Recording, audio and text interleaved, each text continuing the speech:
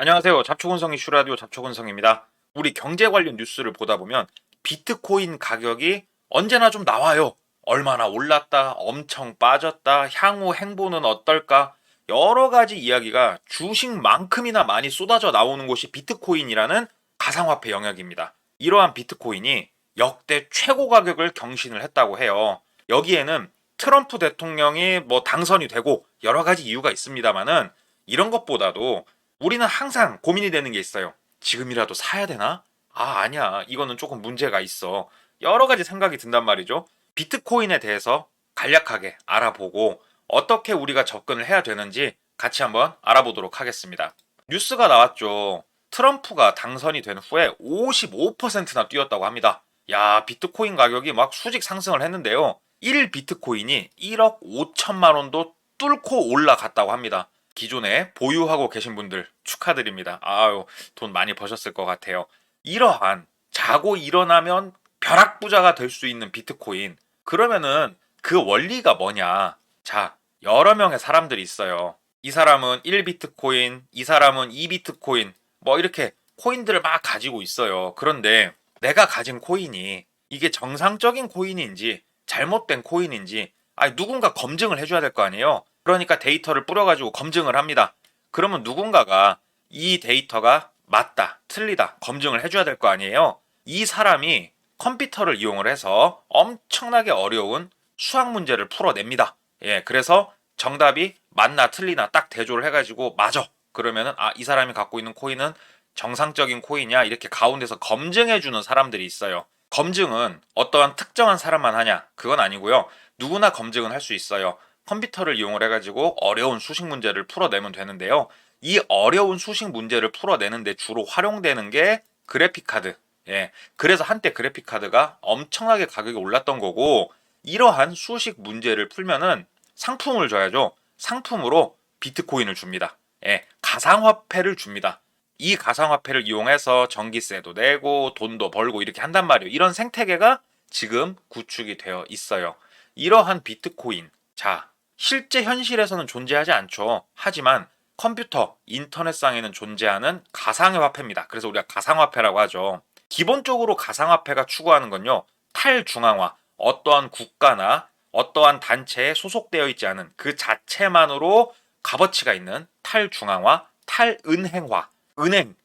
얘네 솔직히 깡패 같은 면이 있어요. 이러한 은행의 횡포에서 자유롭고 싶다. 국가의 감시로부터 자유롭고 싶다. 이래서 나온 화폐가 가상화폐고요. 현재는 1 비트코인이 1억 5천만 원을 돌파를 했습니다. 2017년에는요, 약 400만 원이었어요. 그러니까는 400만 원에서 1억 5천만 원이면 진짜, 와, 7년 사이에 어마어마한 값어치의 상승이 있었죠. 비트코인은 가상화폐라고도 하지만 인터넷의 금이라고도 불립니다. 금과 같다. 이러다 보니까요, 여러 가지 좋은 점도 있고 나쁜 점도 있고 사실 혼돈세가 많은 그러한 화폐가 가상화폐입니다. 말도 많고 탈도 정말 많거든요. 그러면 이런 것들이 실질적으로 가치가 있냐? 내가 투자의 목적으로서 구매를 할 필요가 있냐? 이거에 대해서 우리가 생각을 해봐야 돼요. 여기에 대해서 가상화폐를 안 좋게 보는, 비관적으로 보는 사람들의 생각은 어떤 것들이 있냐? 잠깐 구독, 좋아요 잊으신 거 아니겠죠? 우리가 비트코인, 가상화폐, 거래소를 통해서 많이 거래를 하지 않습니까? 그 모습이 흡사 주식하고 비슷합니다. 주식은 기업이 있죠. 기업이 주식을 발행을 하고 처음에 기업이 상장을 함에 있어서 국가에서 관리 감독을 하죠. 니네는 상장을 해서 많은 사람으로부터 투자도 받고 거래를 할 수 있는 그런 기업이야. 이런 기준들이 있습니다. 이런 기준에 부합을 해서 상장을 하고 주식을 발행을 하고 투자자가 주식을 사고 팔면서 이득을 취하기도 하고 손해를 보기도 합니다. 이 과정에서 공정 투명해야 되겠기에 국가가 나서서 관리 감독을 하고 있는 게 주식이죠. 하지만 가상화폐는요, 이 가운데가 비어 있습니다. 어떠한 공신력이 있는 국가기관이라든지 이러한 기관이 들어와서 관리 감독을 하고 있지 않습니다. 기껏해야 거래소 정도가 관리 감독을 하고 있는데 국가하고는 비교할 바가 아니죠. 이렇다 보니까 공신력 있는 기관의 관리 감독이 없다 보니까 장난치기가 쉽다. 믿음이 주식보다는 덜 간다. 이렇게 이야기하고 있는 측면도 있고요. 자, 지금 보시는 게 뭘까요? 양자 컴퓨터입니다. 일반 컴퓨터로는 몇만 년 계산을 해야 답이 나오는 그러한 문제를 양자 컴퓨터는 단 몇 초 만에 풀어낸다고 합니다. 물론 특정 분야에 한정 지어진 그런 이야기이긴 하지만 어찌됐건 양자 컴퓨터가 지금 눈부시게 발전을 하고 있는 지금 어떠한 문제를 풀어서 보상을 주는 이러한 비트코인이 가지고 있는 블록체인 기술의 한계, 내가 이게 진짜인지 가짜인지 밝혀낼 수 있는 그 기술의 한계가 양자 컴퓨터가 발전을 하면서 이미 왔다. 보안성이 취약해졌다. 기술은 눈부시게 발전을 하는데 언제까지 비트코인이 안정적인 그러한 모습을 보여줄 수 있을 것 같냐. 이미 비트코인은 글러먹었다. 끝났다. 이렇게 이야기하고 있는 측면도 있어요. 또 기업, 금 이런 것들 있죠. 현실에 존재하고요.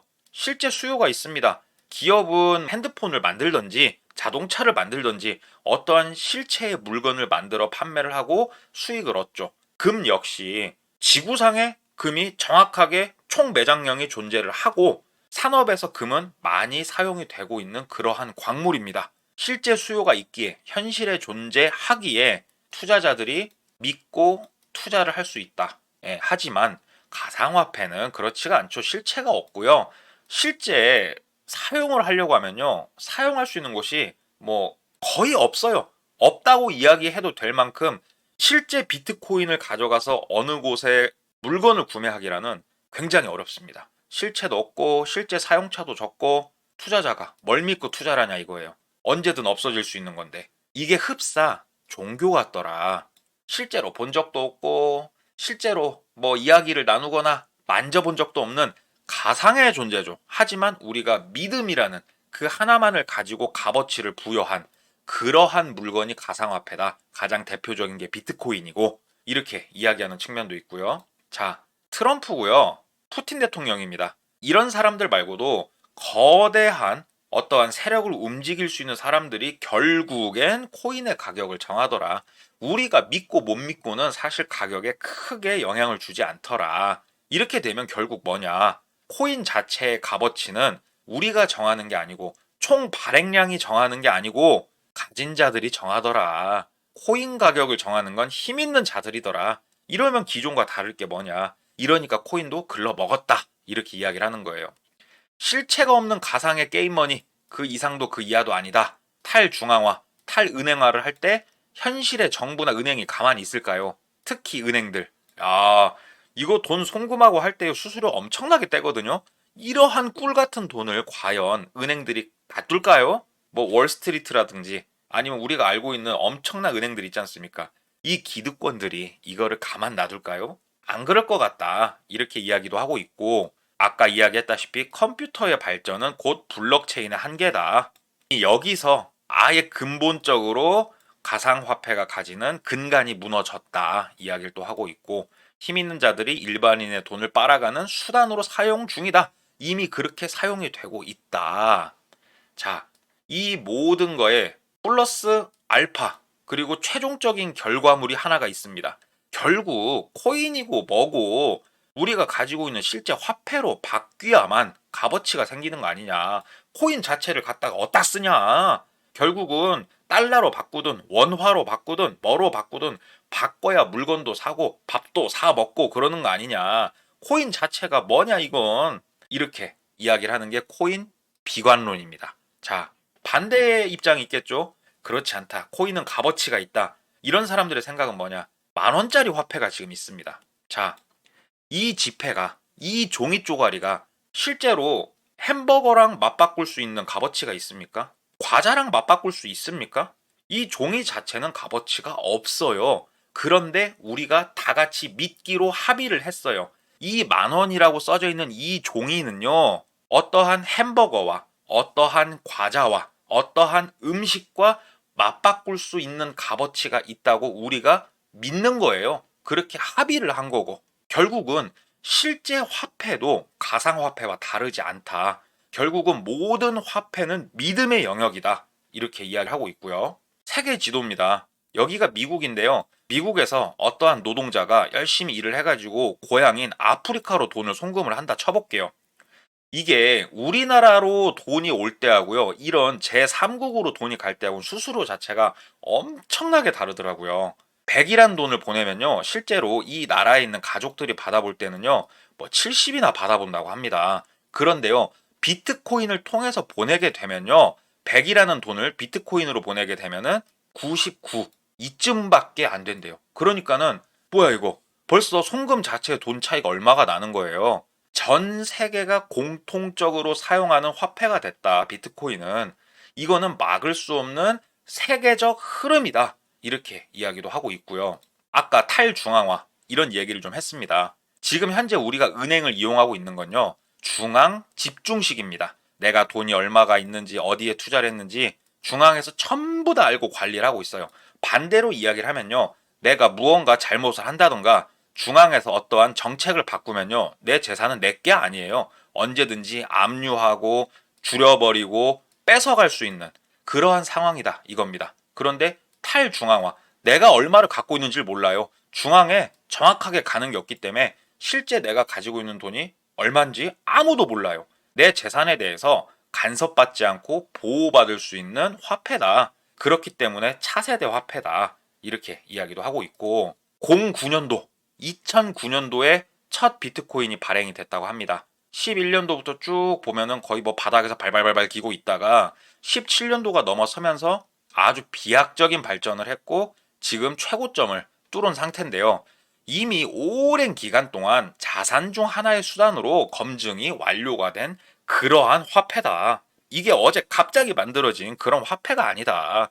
지금 와서 비트코인이 문제가 있네, 미래가 없네, 이런 말을 할 그런 화폐는 아니다. 이렇게 이야기를 하고 있고요. 또 트럼프 대통령, 일론 머스크, 전 세계의 최고의 권력가, 최고의 재력가가 이 화폐, 가상화폐를 찬양하고 좋아하고 있다. 이게 문제가 있으면 이러한 사람들이 가상화폐를 좋아하겠냐. 이미 이로써 이야기는 끝난 거다. 자, 코인 낙관론자들의 이야기입니다. 기술의 발전에 따른 차세대 화폐. 우리가 처음에는 뭐 돌멩이로 교환을 했든 조개 껍데기로 교환을 했든 그러다가 금으로도 교환을 하고 보석으로 교환을 하고 은화, 금화 나오고 그 다음에 원화, 달러 이러한 화폐가 나오고 그 다음에 차세대 화폐, 인터넷과 컴퓨터를 활용한 차세대 화폐가 나온 거다. 이거는 시대적, 기술적 흐름의 어쩔 수 없는 결과물이다. 그러므로 우리가 인정을 해야 된다. 전 세계를 하나로 묶어주죠. 그리고 기존에 말도 안 되는 과도한 이익을 취한 은행들의 횡포를 종료할 수 있는 기술이다. 보통 사람들의 승리다. 이렇게 이야기를 하고 있고요. 내 재산에 대해서 침해받지 않는 가장 강력한 수단이다.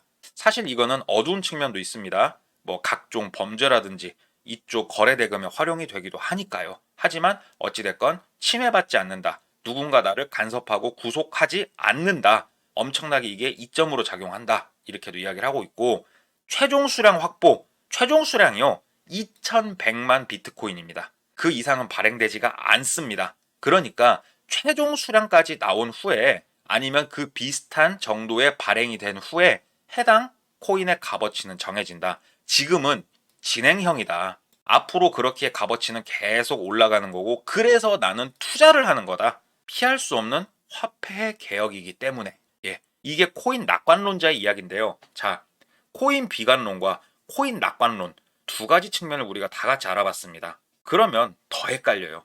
야, 이거 그래서 코인을 사야 돼 말아야 돼. 코인이 실제 화폐로서의 값어치가 있는 거야 없는 거야? 금과 똑같은 거야? 이거 뭐야? 엄청난 고민이 되는데요. 이러한 고민을 사실은 크게 할 필요가 없어요. 왜냐? 코인은 이미 하나의 투자처입니다. 투자란 뭡니까? 믿어 못 믿어의 영역이라 이 말입니다. 부동산, 주식, 코인. 우리 툭 까놓고 한번 말해볼까요? 대한민국 부동산 불장이 불었을 때, 자고 일어나면 집값 오르고 난리가 났을 때 과연 손해본 사람이 없을까요? 집 때문에 망한 사람이 없을까요? 분명히 있습니다. 생각보다 많을 겁니다. 주식, 우리 코로나 때 뭐 주식으로 돈 못 벌면 바보란 얘기가 나왔었죠. 그 정도의 불장에서 돈을 다 벌었을까요? 잃은 사람은 없을까요? 저 되게 많다고 생각하거든요. 코인도 마찬가지예요. 무조건 미래가 정해져 있다. 미래가 밝다. 이렇게 이야기할 게 아닙니다. 결국은요. 투자지 않습니까? 투자. 주식, 부동산, 코인 등 모든 투자라는 이야기가 붙은 행위는요, 본인의 믿음의 영역입니다. 본인의 역량의 영역이고요. 그렇기 때문에 투자를 할지 말지 이 생각을 한다는 것 자체가 오르냐 오르지 않냐 이렇게 생각하는 거거든요. 그게 아니에요. 당장 떨어지더라도 앞으로 오를 거라는 본인의 믿음과 분석이 있어야 된다. 그런데 주식이나 부동산보다도 코인은 유동성이 엄청 커요. 상한가도 없고요. 하한가도 없습니다. 무언가 보호를 해주는 장치 자체가 없어요. 그리고 1년 365일 24시간 휴장 시간이 없이 계속 돌아가는 게 코인입니다. 그렇기 때문에 주식이나 부동산보다 훨씬 큰 수익을 우리에게 안겨줄 수 있지만 반대로 우리를 거지 깡통으로도 정말 한순간에 보낼 수 있는 게 코인이기 때문에 좀 더 신중하게 접근을 해야 되고, 저는 개인적으로 코인은 하나의 화폐로서 하나의 값어치로서 이미 인정을 받았다고 생각을 합니다. 그런데 향후에 계속 그 값어치가 오를 것이냐, 이거는 솔직히 모르겠어요. 왜냐? 국가적 차원에서 움직이기 시작을 하면은 코인 값어치가 하락하는 거는 어쩔 수 없거든요. 아니 실제로 못 쓰게 만들면 어떻게 할 건데, 거래소 자체가 없어지면 어떻게 할 건데, 이런 문제들이 있는 거예요. 그러니까 우리가 단순히 믿어 못 믿어 뭐 이렇게 뭐 홀짝식으로 생각하지 마시고 조금 더 깊게 분석을 하고 본인이 판단해서 들어가야 된다. 주식, 부동산하고 사실은 크게 다르지 않다. 하지만 강하게 상승할 수 있죠. 큰 돈을 벌 수 있는 만큼 강한 하락, 한순간에 깡통 거지로 전락을 할 수 있으니까 우리가 조심해야겠다. 이렇게 비트코인이 전고점 돌파를 한다는 뉴스가 있길래 코인에 대해서 간략하게 알아보고 어떻게 접근해야 되는지 제 생각을 한번 말씀드려보는 시간 가져봤습니다. 오늘 이야기 유익했다면 구독, 좋아요 한 번씩 부탁드리고요.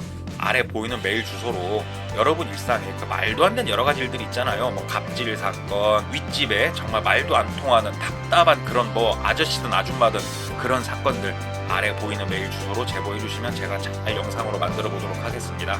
날씨가 많이 쌀쌀합니다. 건강 조심하시고요. 저는 잘 준비해서 다음 시간에 또 찾아뵙도록 하겠습니다. 이상 잡초근성이었습니다. 감사합니다.